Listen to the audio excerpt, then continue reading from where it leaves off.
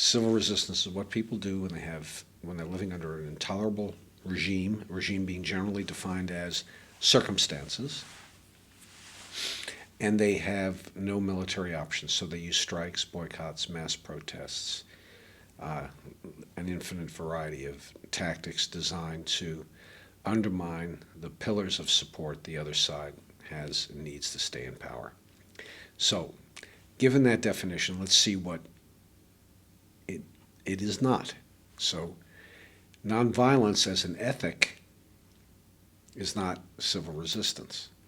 Nonviolence as an ethic is what people do when they want to develop a morality that's personally satisfying to them.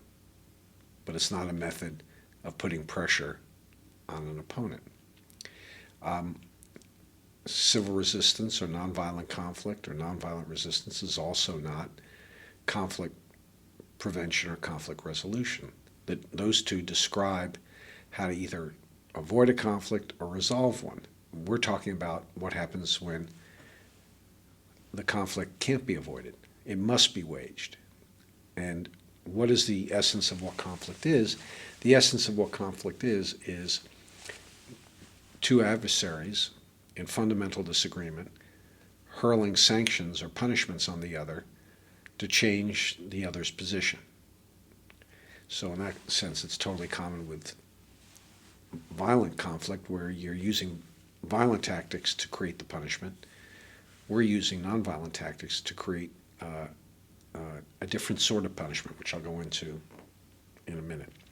So it's not nonviolence. It's not conflict prevention. It's not conflict resolution. It's not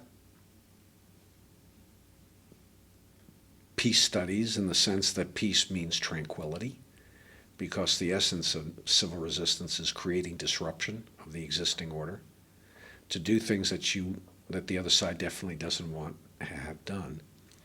But the tactics of this disruption stop at the water's edge of either threatening or actually harming the physical well-being or the physical health of the other side. So the tactics have a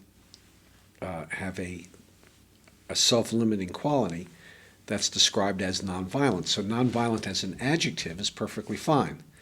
Nonviolent resistance, nonviolent action.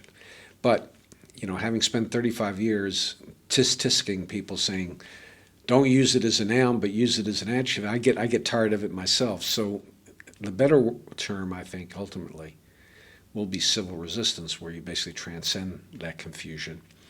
And happily, there's a book coming out this fall by Oxford University Press called Civil Resistance and Power Politics, where Adam Roberts, who is the professor of international, till recently the professor of international relations at Oxford, and now the head of the British Academy, defines civil resistance. And the first thing he says, it's, civil resistance, also known as nonviolent action, nonviolent conflict, nonviolent resistance.